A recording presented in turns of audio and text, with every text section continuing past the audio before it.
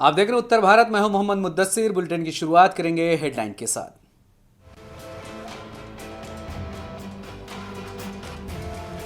संभल में आज high security के बीच अदा की गई जुमे की नमाज। अब तक 37 लोग नामजद, 3,500 अज्ञात लोगों के खिलाफ केस दर्ज।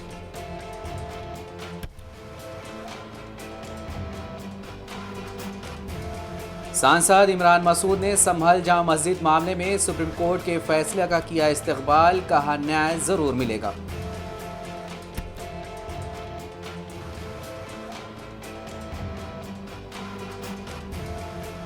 मुरादाबाद में 2 मंजिला इमारत में लगी आग, जलकर रिटायर्ड बैंक मैनेजर की हुई मौत। दमकल कर्मियों ने कई लोगों को बचाया।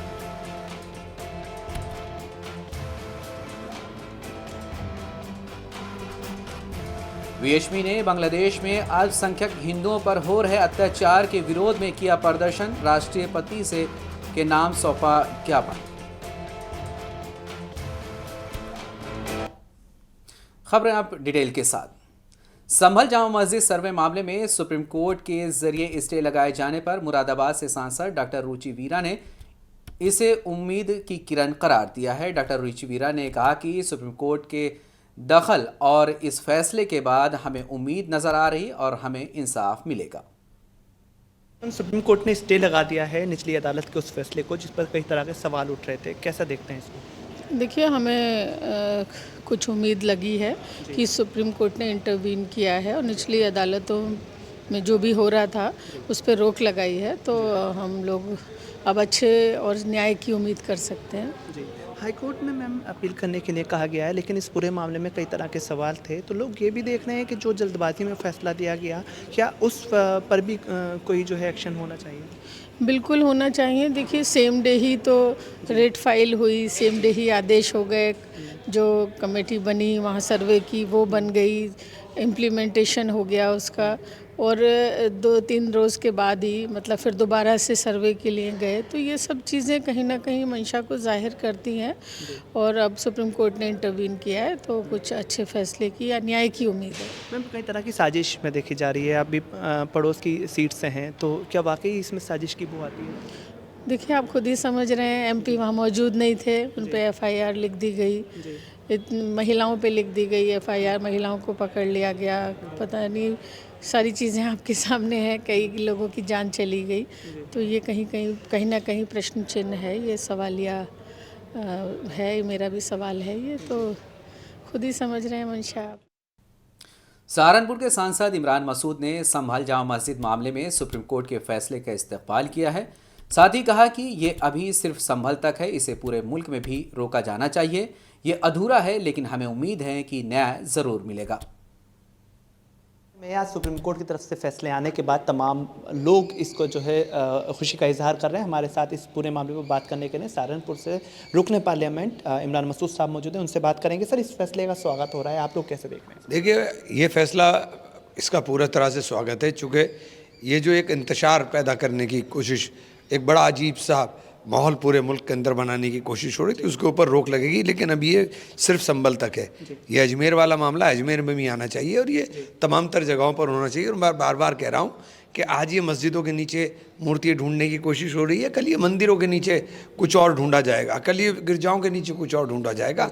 तो ये एक अजीब माहौल बन जाएगा, अराजकता से कुछ हासिल नहीं होगा। सर, सवाल वही खड़ा होता है कि वक्ती तौर पर तो इस स्टे को यहाँ पर स्टे लगा दिया गया है, इलाहाबाद हाई कोर्ट में भी अपील करने के लिए मस्जिद पक्ष के, मुस्लिम पक्ष के जो लोग हैं उनसे कहा गया, लेकिन एक के बाद एक मस्जिदों में, दरगाहों में इस तरह के मामले उठाए जा रहे हैं। तो जो 1991 का एक्ट है उस पर बात नहीं हो रही है, जो चर्चा का विषय। मैं वही बात कह रहा हूँ, देखिए मैं वही बात कह रहा हूँ कि अभी अधूरा है और इसको पूरा होने दीजिए। पूरा हो जाएगा। 1991 वर्षी पैलेस एक्ट जो था उसके अंदर क्लियर कट डिफाइन किया हुआ था, तो उसकी व्याख्या सुप्रीम कोर्ट करे तो ये इसके ऊपर रोक लगेगी। और निश्चित रूप से सुप्रीम कोर्ट ने संज्ञान लिया है, तो हमें लगता है कि न्याय मिलेगा। सर, सवाल ये भी उठता है कि संभल में लगातार जो है गिरफ्तारियां जारी हैं और वो एक बड़ा मुद्दा हो रहा है। इल्ज़ाम ये भी लगाया जा रहा है कि एक तरफा कार्रवाई लगातार हो रही है। एक तरफा तो हो ही रही है।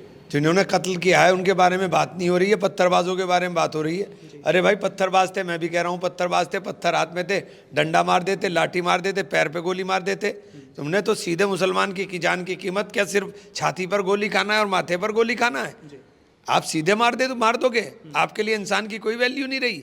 आप इंसान को हिंदू और मुसलमान करके तोलोगे क्या भाई? तो क्या आने वाले वक्त में ये भी देखा जा सकता है कि जिस तरह से प्रशासन पर सवाल उठ रहे हैं वहाँ जांच की भी लगातार देखिए, सब प्रशासन के लोग जो ये काम कर रहे हैं ना, ये याद रखें, इन्हें सबको भुगतना पड़ेगा। आज नहीं भुगतेंगे, कल भुगतेंगे। याद रखें, सबको भुगतना पड़ेगा, आज नहीं तो कल भुगतेंगे, साफ कहना है रुकन पार्लियामेंट सहारनपुर इमरान मसूद साहब का। कैमरा पर्सन बलवंत के साथ दिल्ली से मुंसिफ टीवी के लिए मैं सैयद अकरम रहमान।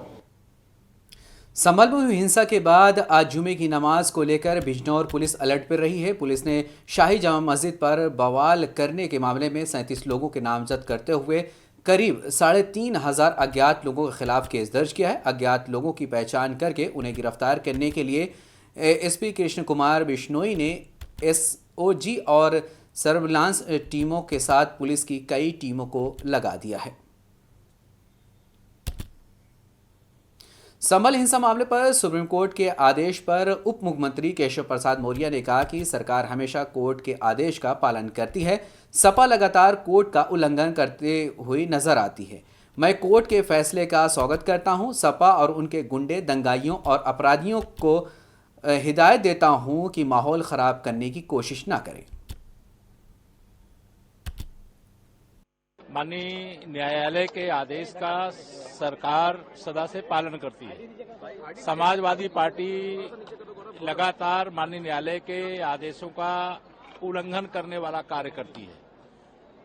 मैं माननीय न्यायालय के फैसले का स्वागत करता हूं और समाजवादी पार्टी और उनके गुंडों, अपराधियों, माफियाओं, दंगाइयों को हिदायत देता हूं कि माहौल खराब करने की कोशिश न करें, अन्यथा समाजवादी पार्टी डूब जाएगी। खोजेंगे दूरबीन लेकर के भी तो पता नहीं चले। वहीं संभल हिंसा पर समाजवादी पार्टी के सांसद राम गोपाल यादव ने कहा कि मुद्दा ये है कि क्या पीड़ित पक्ष अपना बयान दे पाएंगे। संभल में अधिकारियों द्वारा आतंक पैदा किया जा रहा है। अगर मौजूदा अधिकारियों का वहां से ट्रांसफ़र कर दिया गया तो फिर कमेटी आएगी और वो सही बात सामने रखेगी। जब तक अधिकारियों को ट्रांसफ़र नहीं किया जाएगा, वहां के लोग घरों से बाहर नहीं निकल पाएंगे। समस्या ये है कि जो पीड़ित पक्ष है उसका बयान हो पाएगा कि नहीं हो पाएगा। संभल में इतना आतंक पैदा किया जा रहा है अधिकारियों द्वारा, अगर मौजूदा अधिकारियों का वहां से ट्रांसफर कर दिया जाए फिर कमेटी आएगी तो सही बात सामने आएगी। और जब तक ये अधिकारी हैं तब तक कोई सही बात आई नहीं, घर से ही नहीं निकलेंगे लोग, बयान देने के लिए नहीं निकलेंगे। जो निकलेंगे उनकी पहले इतना धमका दिया जाएगा कि तुम्हें क्या क्या करना होगा उनका। इसलिए बेहतर यह है कि कमेटी जाने से पहले डीएम, एसपी और सीओ जो जिम्मेदार हैं गोली चलाने के लिए, और अन्य अधिकारी वहां से हटा दिए जाए। संभल मामले में जांच कमेटी के गठन पर आरएलएम अध्यक्ष उपेंद्र कुशवाहा ने कहा कि निश्चित रूप से उसमें जांच की आवश्यकता है, इसलिए स्थानीय सरकार ने जांच के लिए कार्रवाई की है। उन्हें ये करना ही चाहिए। उसमें जांच की आवश्यकता है, तो इसलिए स्थानीय सरकार ने जांच के लिए कार्रवाई की है। ठीक। संभल की शाही जामा मस्जिद कमेटी का प्रतिनिधित्व करने वाले वकील शकील अहमद वसीम का कहना है कि हम मस्जिद की ओर से अदालत में पेश हुए और अनुरोध किया है कि मामले से संबंधित दस्तावेजों की प्रतियां हमें दी जाएं और अदालत ने वही आदेश दिया है। सर्वे रिपोर्ट आज शाम जमा नहीं की गई। सर्वे टीम ने रिपोर्ट देने के लिए समय बढ़ाने की मांग की है। अब कोई अन्य सर्वे नहीं होगा।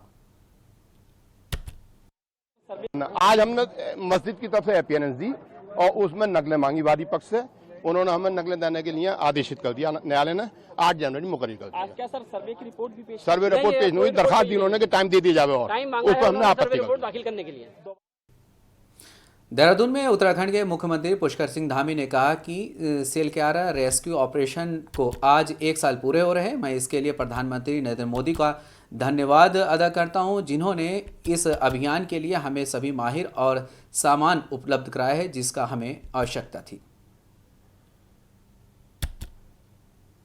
देखिए, सिलक्यारा रेस्क्यू अभियान की आज 1 साल पूरा हुआ है और आज ही के दिन हमारे 17 श्रमिक भाई सिलक्यारा टनल से सकुशल बाहर निकले थे। मैं इस दिन के लिए अभी आदरणीय प्रधानमंत्री जी का धन्यवाद करता हूं कि उन्होंने वो सारी टेक्निकी, सारी विशेषज्ञ, सारा वो सामान हमको उपलब्ध कराया जिसकी हमको वहां आवश्यकता थी। और इस अभियान में लगे हुए सभी इंजीनियरों का, सभी बचाव दल का, हमारे आए हुए सभी प्रकार के जिन लोगों ने इसमें भारत सरकार के विभिन्न विभागों का, विभिन्न संस्थाओं का, राज्य सरकार के विभिन्न संस्थानों का, सबका आभार व्यक्त करता हूं जिन्होंने इस बचाव दल अभियान में काम किया। और ये हमारे लिए एक बहुत बड़ा आगे के लिए एक पाथे भी है कि हम आगे चलकर जो है इस प्रकार के जो अभियान हैं उन अभियानों में कहीं पर भी अगर हमें किसी चुनौती का सामना करना पड़ता है तो किस प्रकार से हम लोग सब एक होकर जो है आगे इन अभियानों की चुनौती का सामना करेंगे।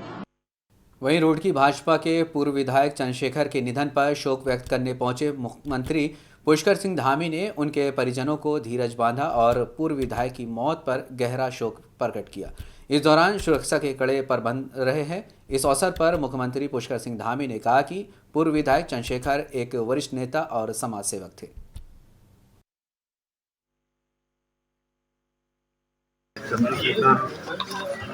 वाला होता है बड़ा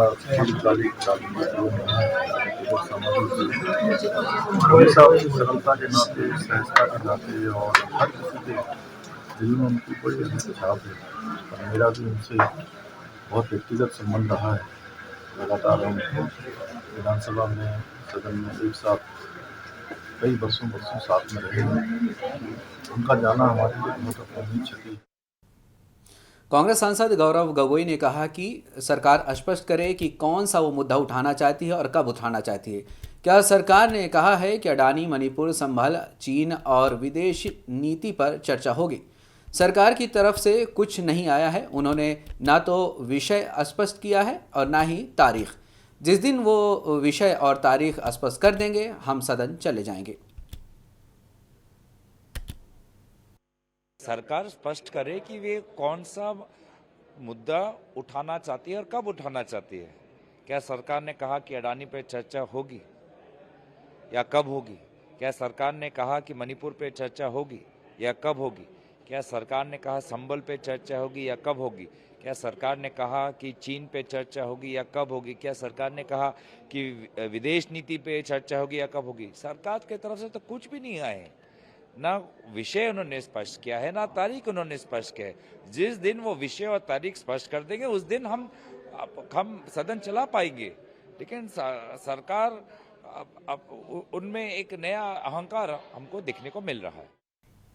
आगरा में विश्व हिंदू परिषद ने जिला मुख्यालय पर प्रदर्शन किया है। वीएचपी ने बांग्लादेश में अल्पसंख्यक हिंदुओं पर हो रहे अत्याचार के विरोध में प्रदर्शन किया और राष्ट्रपति के नाम ज्ञापन सौंपा है। बता दें कि बांग्लादेश में हिंदुओं के लिए आवाज़ उठा रहे चिन्मय कृष्ण दास को गिरफ्तार कर लिया गया है। वो बांग्लादेश में आइस्कॉन मंदिर के प्रमुख और सनातन जागरण मंच के प्रवक्ता हैं। चिन्मय कृष्ण दास की रिहाई की मांग को लेकर विश्व हिंदू परिषद ने आज प्रदर्शन किया है।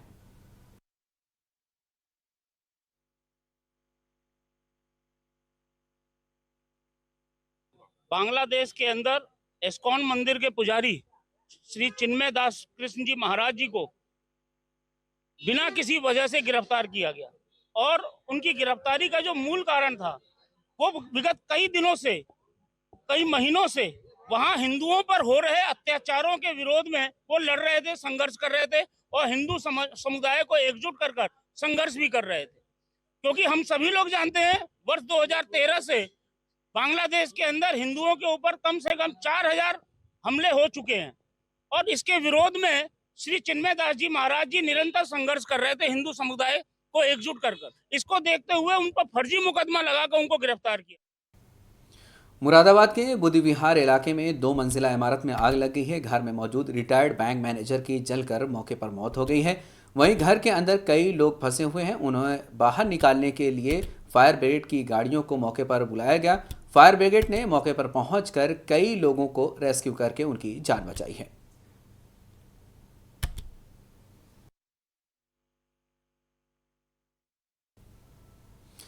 बलरामपुर के उतरौला विधानसभा से समाजवादी पार्टी के पूर्व प्रत्याशी हसीब खान ने मोहम्मद यूसुफ उस्मानी इंटर कॉलेज ग्राउंड में आयोजित क्रिकेट टूर्नामेंट के फाइनल में बतौर मुख्य अतिथि शामिल हुए और टूर्नामेंट के फाइनल में विजेता टीम के कप्तान को 1,10,000 रुपये और ट्रॉफी दिया। इस अवसर पर उतरौला विधानसभा से समाजवादी पार्टी कई कार्यकर्ता और पद अधिकारी भी वहां मौजूद थे।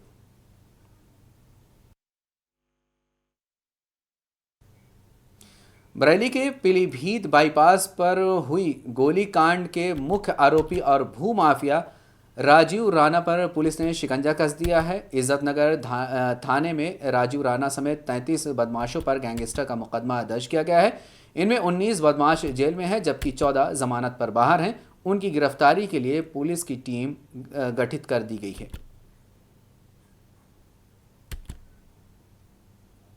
देखिए, दिनांक 27 नवंबर 2024 को थाना इज्जतनगर जनपद बरेली के अंतर्गत एक गैंग जिसका लीडर राजीव राणा व उसके गैंग के सदस्य उसके समेत 33 लोगों पे एक गैंगस्टर एक्ट के अंतर्गत मुकदमा दर्ज किया गया है।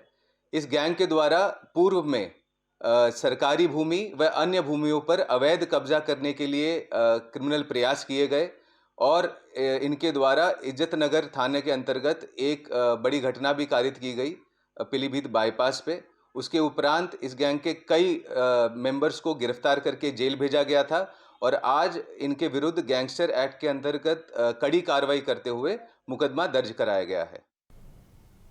खबर झांसी के मऊरानीपुर तहसील क्षेत्र से है, जहां ग्राम तिलेरा के रहने वाले लखन लाल के पिता की मौत हो जाने के बाद विरासत दर्ज कराने गए किसान के तहसील में लेखपाल जय सिंह यादव द्वारा 2,000 की रिश्वत ली गई है, जिसका वीडियो सोशल मीडिया पर काफ़ी तेज़ी के साथ वायरल हो रहा है। वायरल हो रहा ये वीडियो 26 नवंबर का बताया जा रहा है। इसको लेकर ग्रामीणों में काफ़ी गुस्सा है।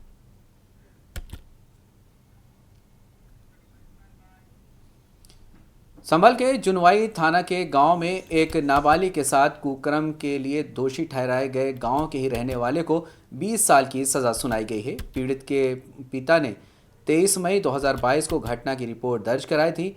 वहीं मुकदमा की सुनवाई जिला न्यायालय स्थित विशेष न्यायाधीश रेप एंड पॉक्सो एक्ट के तहत न्यायालय में की गई है। वहीं न्यायाधीश ने दोनों पक्षों की दलों को सुनने के बाद दोषी भगवान सिंह को 20 वर्ष की कठोर कारावास की सज़ा सुनाई है और 25,000 रुपये का जुर्माना लगाया है।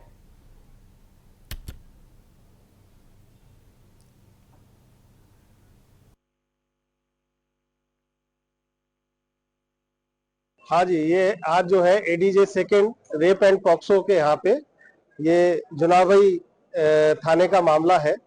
इसमें जो है वादी पोशाकी ने एक एफआईआर दर्ज कराई थी कि उसका नाबालिग छोटा सा बच्चा जो लगभग 11-12 साल का था, उसके साथ अभियुक्त भगवान सिंह ने बहुत नृशंस तरीके से बलात्कार किया था, उसके साथ में अप्राकृतिक रूप से मैथुन किया था। तो वो ट्रायल माननीय न्यायालय में चल रहा था। उत्तर प्रदेश सरकार की तरफ से मेरे द्वारा उसमें ट्रायल किया गया था और आज उसमें जो है सजा सुनाई गई है। उसमें 20 वर्ष की सजा और 25,000 रुपए का अर्थदंड लगाया गया है। उत्तराखंड की युवती से कानपुर के युवक की सोशल मीडिया पर दोस्ती हो गई थी। इसके बाद युवती का आरोप है कि उसको कानपुर बुलाकर शादी का झांसा दिया गया और युवक ने पीड़िता का शारीरिक शोषण भी किया है। साथ ही पीड़िता का कहना है कि युवक ने उसके नाम पर कई लोन्स भी लिए हैं।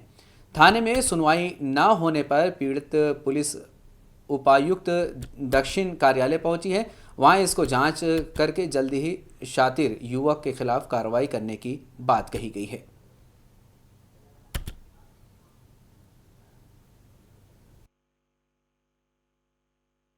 मैं किसी के साथ रहती थी रिलेशनशिप में। पहले तो वो बोलता रहा मैं उससे शादी करूंगा शादी करूंगा शादी करूंगा, और 2-2.5 साल रहने के बाद मुझे इसने अपने मायके ये बोल के भेज दिया कि अभी मैं बहुत परेशान हूँ, आप चले जाओ, जब मैं सही हो जाऊंगा तो मैं बुला लूंगा। उस दौरान मुझे अभी 2 महीने पहले पता चला है कि वो किसी और के साथ रहने लगा है। और जब मैंने उससे कांटेक्ट करने की कोशिश करी, बात करने की कोशिश करी, उसने मेरे सारे नंबर ब्लॉक कर दिए। उससे मेरी कोई बात नहीं हो रही है। और इस समय ना तो मेरी प्रॉब्लम कोई समझ पा रहा है, ना मेरा कोई साथ दे रहा है। और जो मेरे पास पैसे थे वो मैंने इसको पहले ही दे दिए। ये मेरे से पैसे अक्सर लेता रहा है और बाद में इस समय जो सबसे बड़ी समस्या ये है कि इसने मेरे नाम से लोन करा रखे हैं। सीतापुर पुराने शहर और नए शहर को जोड़ने वाला ये कच्चा पुल के नाम से मशहूर है, जो ये इस वक्त बेहद खस्ता हाल हो चुका है। इसकी दर और रेलिंग बेहद खस्ता हाली की स्थिति में है। इस मार्ग से अधिक लोग पैदल जाते हैं, लेकिन मौजूदा समय में अब लोग वाहनों का यहाँ पर इस्तेमाल करने लगे हैं। लेकिन स्थानीय लोग ने ई रिक्शा की मांग की है। लोगों की मांग है कि इस पुल को बड़ा किया जाए और नए सिरे से इसको बेहतर बनाया जाए।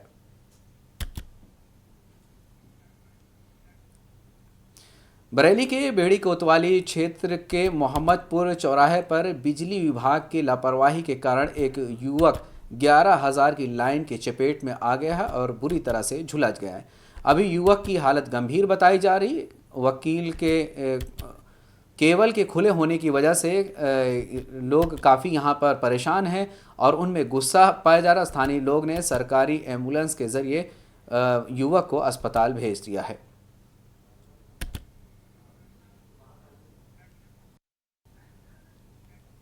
झांसी के गांधी उद्यान चौराहा में उत्तर प्रदेश कांग्रेस कमेटी के अध्यक्ष अजय राय के निर्देशानुसार जिला और शहर कांग्रेस कमेटी ने मेडिकल कॉलेज में हुए अग्निकांड की उच्च स्तरीय जांच की मांग को लेकर धरना दिया है। जिला अध्यक्ष योगेंद्र सिंह परीक्षा के नेतृत्व में राज्यपाल के नाम एक ज्ञापन जिलाधिकारी को दिया गया है।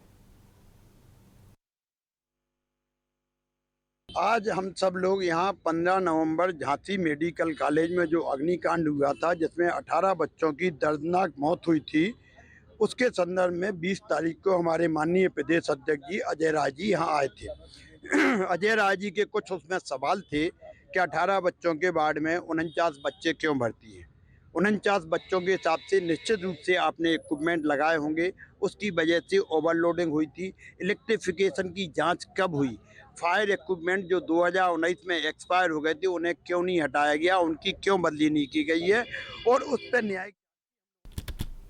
इत्तेहाद मिल्लत काउंसिल के राष्ट्रीय अध्यक्ष मौलाना तौकीर रजा संभल के लिए रवाना हो गए हैं। इस दौरान उन्होंने कहा कि जानबूझकर संभल को दंगों की आग में झोंकने का काम किया गया है, जिससे 5 मासूम नौजवानों की मौके पर मौत हो गई है। पुलिस की गोली से उनकी मौत हुई है। इस मौत के जिम्मेदार वहाँ की पुलिस प्रशासन है। जानबूझकर वहाँ के मुसलमानों की हत्या की गई है, संभल को आग में झोंकने की कोशिश की गई है और संभल के जरिए पूरे हिंदुस्तान में अफरा तफरी का माहौल बनाने की कोशिश थी।